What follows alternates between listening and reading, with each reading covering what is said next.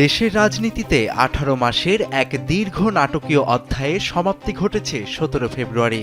ক্ষমতা হস্তান্তরের মধ্য দিয়ে বিদায় নিয়েছে ডক্টর মোহাম্মদ ইউনূসের নেতৃত্বাধীন অন্তর্বর্তী সরকার।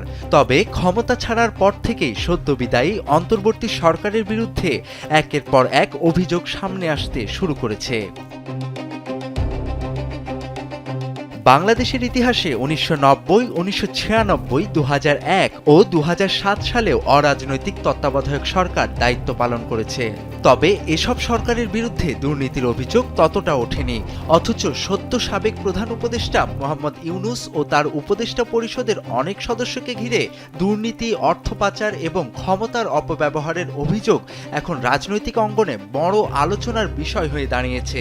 ক্ষমতা হস্তান্তরের পর থেকেই দুর্নীতি দমন কমিশন এবং বিভিন্ন মহলে এসব অভিযোগ জমা পড়তে শুরু করেছে। অভিযোগের পরিমাণ এত বেশি যে বিষয়টি দেশ জুড়ে ব্যাপক কৌতূহল ও বিতর্ক সৃষ্টি করেছে। সাবেক প্রধান উপদেষ্টা ইউনূস নিজেই আছেন সকল অভিযোগের কেন্দ্রে। অভিযোগকারীরা দাবি করছেন, দায়িত্ব পালনকালে তিনি নিজের প্রতিষ্ঠান গ্রামীণ টেলিকমের প্রায় ৬৬৬ কোটি টাকার রাজস্ব মওকুফ করিয়ে নেয়ার জন্য ক্ষমতার অপব্যবহার করেছেন। সমালোচকদের মতে, সরকার প্রধান যদি ব্যক্তিগত স্বার্থে ক্ষমতা ব্যবহার করেন, তাহলে প্রশাসনের অন্য অংশেও একই প্রবণতা তৈরি হওয়ার ঝুঁকি থাকে।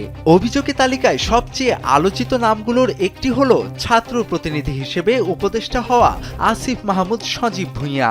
দুদকে তার বিরুদ্ধে প্রায় ১,০০০ কোটি টাকার আর্থিক অনিয়ম এবং ১১,০০০ কোটি টাকা বিদেশে পাচারের অভিযোগ এসেছে। একই সঙ্গে তার বিরুদ্ধে অবৈধ বিটকয়েনে লেনদেনের মাধ্যমে অর্থ স্থানান্তরের অভিযোগও করা হয়েছে। আবার সাবেক আইন উপদেষ্টা আসিফ নজরুলের বিরুদ্ধেও একাধিক অভিযোগ জমা পড়েছে। অভিযোগগুলোর মধ্যে রয়েছে মামলা বাণিজ্য, জামিন বাণিজ্য, বিচারক পদায়নে প্রভাব খাটানো এবং অর্থ পাচার। অভিযোগকারীরা দাবি করছেন, এসব কর্মকাণ্ডের মাধ্যমে বিপুল পরিমাণ অর্থ লেনদেন হয়েছে। যদিও তিনি এসব অভিযোগকে ভিত্তিহীন বলে দাবি করেছেন এবং বলেছেন তার আয় ব্যয়ের হিসাব সরকারের কাছে জমা রয়েছে। এদিকে পরিবেশ উপদেষ্টা রিজওয়ানা হাসানের বিরুদ্ধেও পরিবেশ অধিদপ্তরের বিভিন্ন প্রকল্পে অনিয়ম ও অর্থ আত্মসাতের অভিযোগ উঠেছে। ক্ষমতায় থাকার সময় পরিবেশ খাতের প্রকল্পে বড় ধরনের আর্থিক অনিয়ম সহ কিছু ক্ষেত্রে অন্যের সম্পত্তি দখলের অভিযোগও রয়েছে তার বিরুদ্ধে। জ্বালানি উপদেষ্টা মোহাম্মদ ফাউজুল করিম খানের বিরুদ্ধেও বেসরকারি বিদ্যুৎ কোম্পানির সঙ্গে আর্থিক লেনদেন এবং একটি বড় শিল্পগোষ্ঠীর কাছ থেকে অর্থ গ্রহণের অভিযোগ পড়েছে। একইভাবে স্বাস্থ্য উপদেষ্টা নূরজাহান বেগমের বিরুদ্ধে হাসপাতালের সরঞ্জাম কেনাকাটা ও টেন্ডার অনিয়মের অভিযোগ রয়েছে। অভিযোগকারীরা দাবি করছেন, এসব খাতে বিপুল অর্থ লেনদেন হয়েছে এবং বিদেশে অর্থ পাচারের বিষয়েও তদন্তের দাবি উঠেছে। এছাড়া সাবেক প্রধান উপদেষ্টার প্রেস সচিব শফিকুল আলমের বিরুদ্ধে প্রায় ২,০০০ কোটি টাকার অর্থ আত্মসাতের অভিযোগ এবং আন্তর্জাতিক অপরাধ ট্রাইব্যুনালের চিফ প্রসিকিউটর তাজুল ইসলামের বিরুদ্ধে প্রায় ১,০০০ কোটি টাকার দুর্নীতির অভিযোগ রয়েছে।